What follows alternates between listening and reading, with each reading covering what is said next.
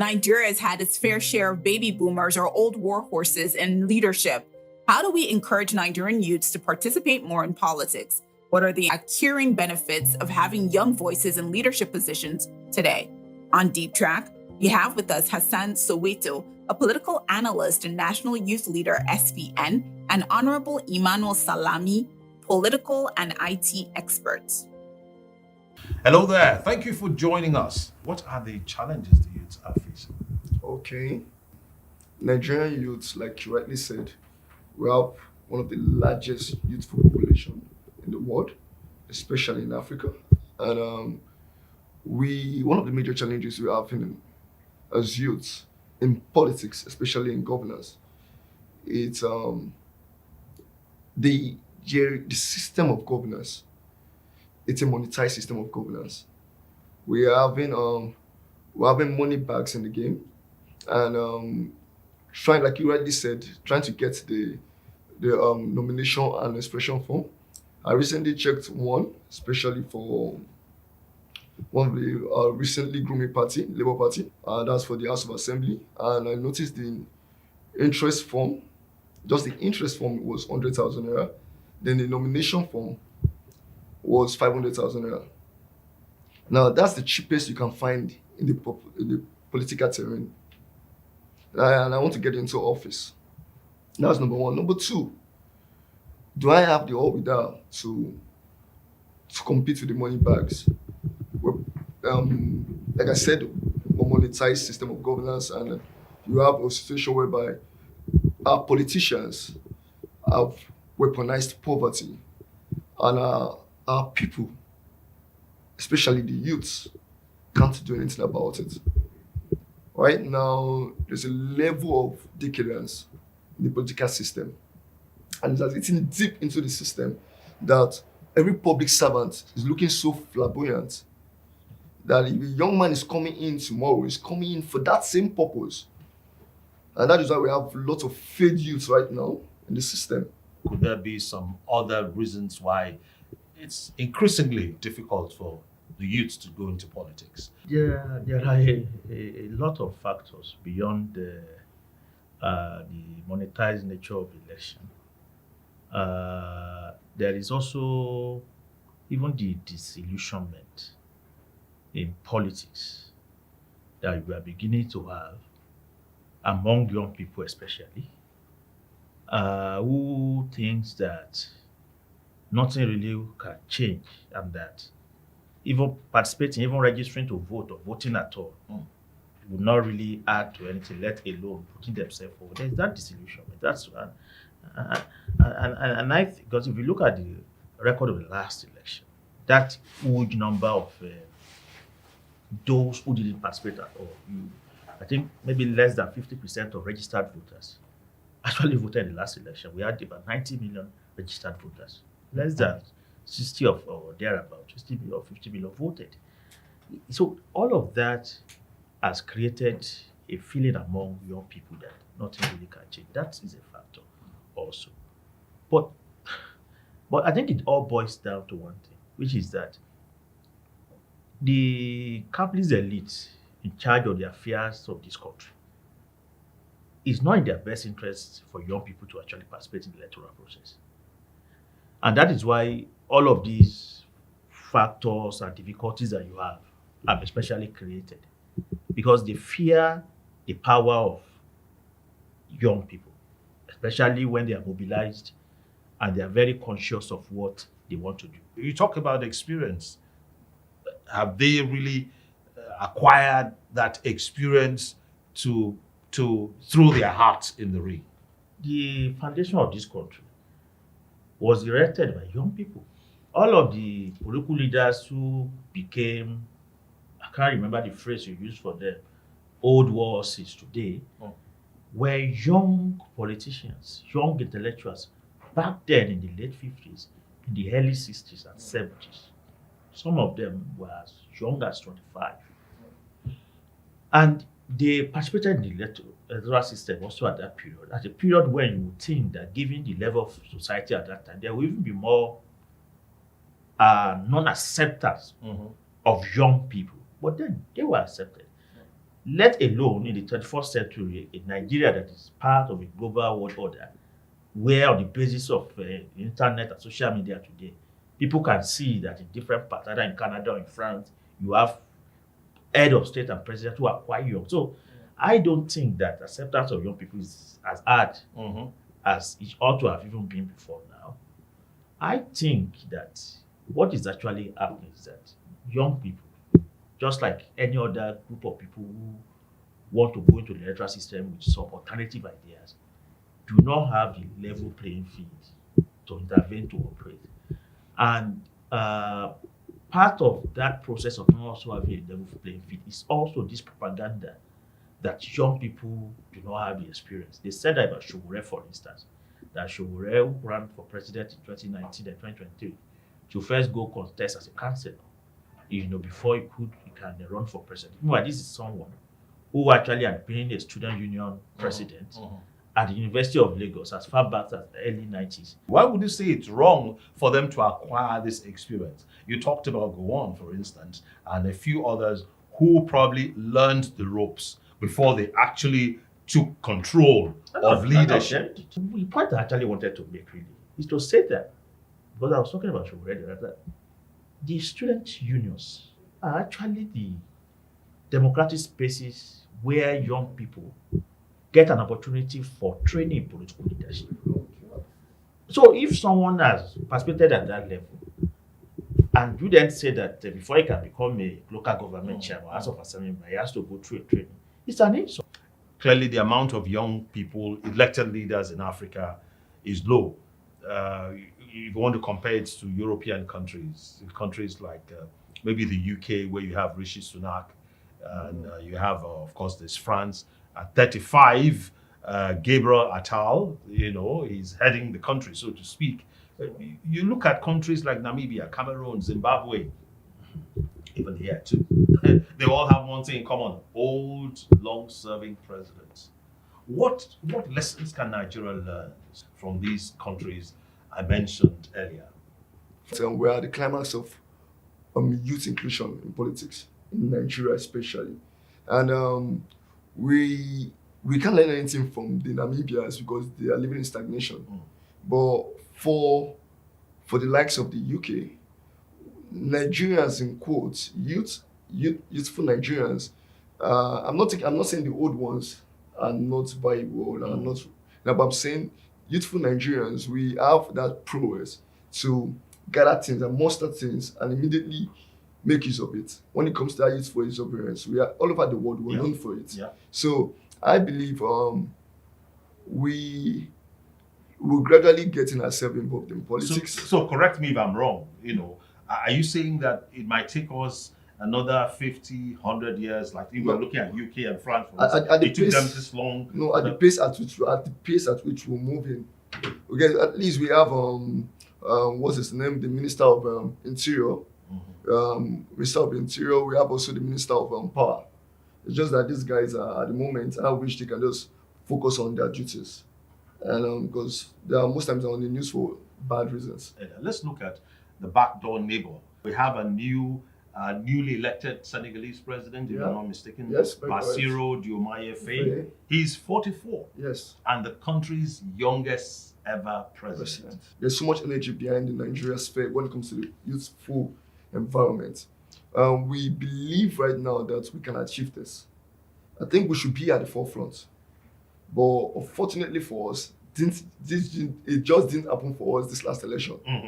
The next one, a lot of people were downcasted by the results of the election.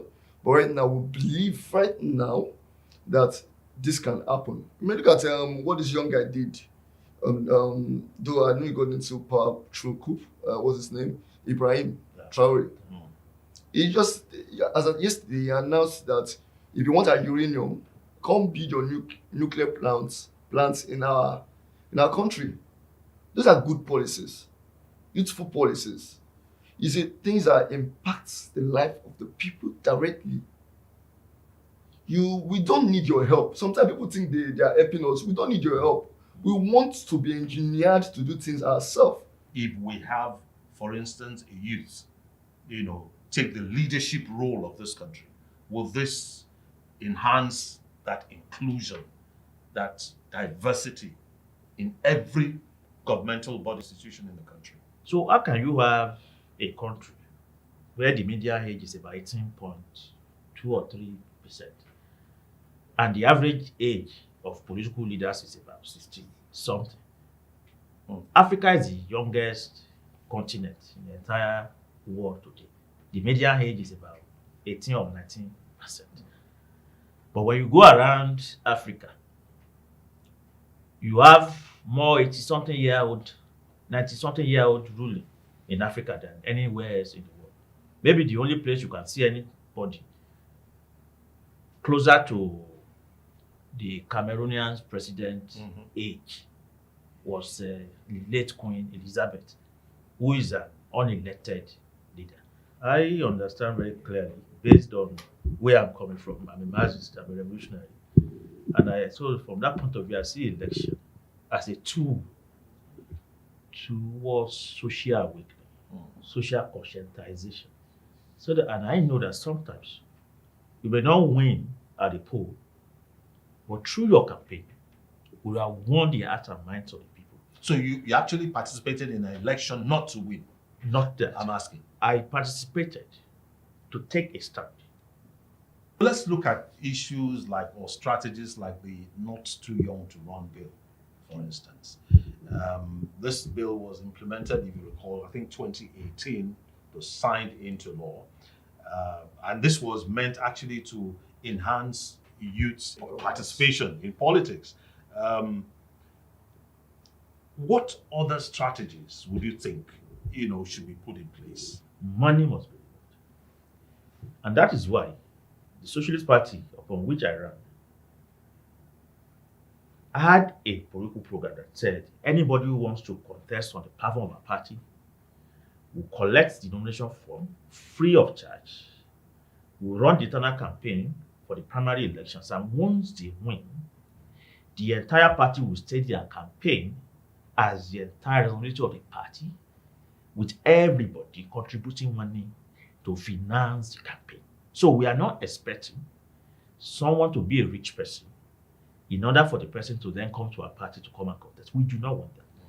And then on the other hand, when you win election, you are not going to collect more than the average wage of a worker. We do not want people to go into power, even though they had initial good ideas. But as soon as they got there, the allay of money or the reward makes them to change. Remove money from politics.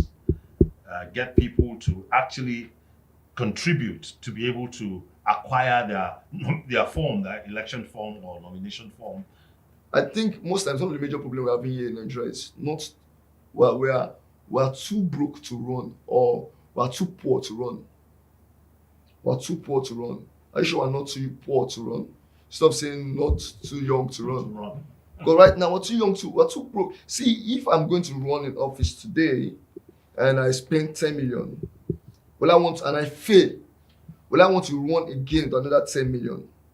Where did I get that money from? Did I steal it? No. I have some notable names. Although I have the right to mention those names because they are fantastic people. Mr. Kola Akinwale, Mr. Akim Braithwaite. These guys, they are good mentors. These are people, they are fantastic individuals. The Nigerian youth, these guys have been eaten. They were not even appointed because they know if we appoint people like this, they will perform. So they appoint people like Yaya Bello, Better Edu. I'm sorry, Yaya Bello was voted in. I'm talking about Better Edu. They appoint people like that will just go in there and they'll be controlled. You see, like JRV, when JRV came outside, they told him he was too young. I remember I saw a lot of publications, he's too young to run for governorship. One of this guy was part of the people that built one of the stadiums, one of the massive stadiums in this country that was used for World Cup. And you have great individuals like that, great architects, and you're saying, no, he's too young at the age of 38. To fully engage the youth in politics or elections, the youth should be made to refrain from being used as tools of political violence, vote buying, hate speech, snatching of ballot boxes during elections, fake news, and all that. Let's have an overview of what that would be. There are situations that can be better resolved than closing down Twitter, for example.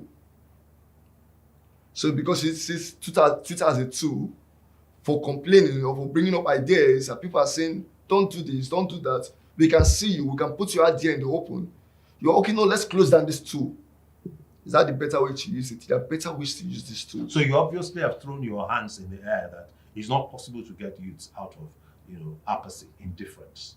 Nigerian youth should not go. One of the tools being used is religion, tribalism, and what's the last one? There's one we want to talk religion, ethnicity. You get, yeah, and we need to get educated to understand the terrain. What's the roadmap? I've always felt that the whole idea of youth inclusion in politics should have a vision.